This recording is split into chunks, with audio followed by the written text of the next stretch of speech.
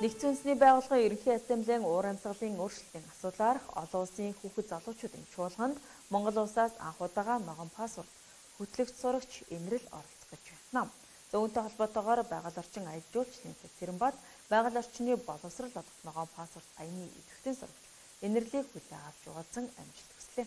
Байгаль орчин аялал жуулчлалын сайд Цэцэранбатын санаачлан хэрэгжүүлж байгаа ерөнхий боловсролын сургуулийн ахт хангийн сурагчид байгаль орчны боловсрол олгох өрх бүрт байгаль хамгаалагч бэлтгэх зорилготой ногоон пассворд аян 2018 онд дэлхийн байгаль орчны төлөөх шилдэг санаачлаг ногоон альмаар шагнуулсан байна. Харин энэ удаад ногоон пассворд эзэмших чиглэг сурагч Энэрл нэгдсэн үндэсний байгууллагын хуралд оролцсон Монгол сурагчдыг хөтөлж байгаа ногоон пассвордын талаар танилцуулж байна. За сүүлийн үед одоо дэлхийн нийтэд төдийгүй Монгол орнд уур амьсгалын өөрчлөлтөөс болж байгаль цаг өөрт одоо олон одоо хүндрэл үүсэж байгаа. Энийг бид одоо болоод өнгөрснийг ярих биш. Би цаашид энэ хүндрэлээс зайлсхийх талаар одоо байгаль орчин аялал жуулчлалын яам ажил хэрэгжүүлээд явж байгааг нэг нь бол ирээдүйн хойч үедээ зориулсан ногоон пассворд аян.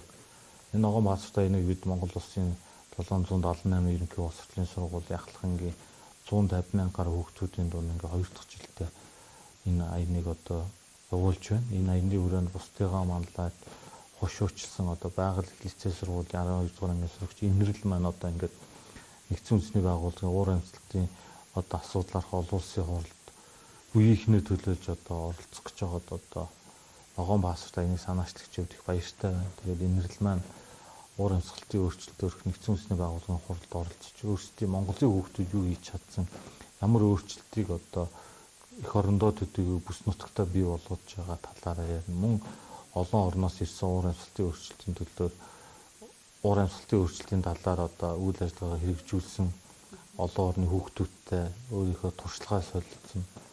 Энэний үр дүнд одоо Энэрл маань одоо Монгол улсын ирээдүйн хойч улсын байгаль орчны салбарын одоо зүтгэлтэн болно гэж найдаж байна. Дээрээс нь Энэрлдээ яг ижилхэн ногоон пассворд аяныг одоо хөтлөж ногоон пассворд аянд идэвхтэй оролцдог хүүхэд болгонд бид олон улсын одоо энэ хурал зөвлөгөөн семинарт бид өөрсдөө хийж чадсан зүйлээрээ бахархах одоо ихтгэл төрүүлнэ гэж одоо бодож байна. Тэгээ мөн цаашдаа бид байгаль орчны чиглэлээр олон улсын байгууллагатай хамтарч ногоон пассворд аянд идэвхтэй оролцсон шилдэг хүүхэд болгоныг одоо оролцуулахын төлөө бас байгаль орчин аялал жуулчлалын яамд ажиллана гэдгийг хэлье. Тэгээд нийт одоо энэ ногоон пассворд аянд идэвхтэй оролцдог бүх хүндээ одоо баярснаа илэрхийлье. Тэгээ бидний амжилт одоо нэгдсэн үндэсний байгууллагын уур амьсгалын өөрчлөлтийн талаар хуралд хүрч байгаад одоо сайхан байна. Тэгээд амжилт хүсье. Юуны өмнө Монгол улсыг төлөөлөөд нэгдсэн үндэсний байгууллагын нэрмд уур амьсгалын өөрчлөлт залуучууд эндээ хэмжээний хуралд оролцож байгаа одоо маш их баяртай байна. Азтай байдлаар манай сургуулаараа ногоон пассвортыг авсан. Тэгээд сургуулаараа хөтөлсөн. Энэ ногоон пассвортын үр дүнд болохоор манай сургуулийн хүүхдүүд, сурагчид бүгдээрээ байгальд ээлтэй тийм сэтгэлгээтэй болсон. Ер нь угаасаа сэтгэлгээтэй байсан тэр нь нэмэгдсэн гэж хэлж болно. Ногоон пассвортыг хөтлөхдөө би мэдээллүүдээ өөртөө ингээд тодруулаад тийм мэдээлэл дээр дахиад нэмж мэдээлэл бичээд хөтлөөд явсан. Тэгээд ерөнхийдөө яг сайн нягтлаад унших юм бол айгүй сонирхолтой мэдээлэл үүдтэй.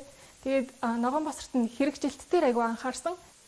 Хивний уур амьсгалын өөрчлөлтөөс сэргийлэх гэх мэт бүлгүүдийн тодорхой мэдээллүүд байгаа. Тэгээд яг энэ мэдээллийн дагуу Монгол хүүхдүүд энэ асуудлын тухай ч гэсэн санаа зовж идэг шүү. Энэ асуудлын тухай бид нар ч гэсэн юм хийж идэг шүү гэдгийг нүүбийн нэр дээрээс хэлхийг хүсэж байгаа. Ногоон пассворд аянд 2018 оны 3 дугаар сард улс орон даяар бизнес хойш 21 аймаг нийслэлийн 9 дүргийн ерөнхий боловсролын сургуулийн алх ангийн 15 мянган сурагч аянд нэгдэж ногоон пассворд хөтлөж байгаа юм.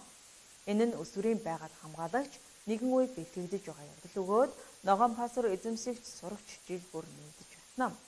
Энэрлэн Монгол улсыг сургуулийн байгаль лицей сургуулийн сурагч өгөөд тэрээр жил бүр шалгаруулдаг чилэг ногоон пассворд эзэмшигч сурагч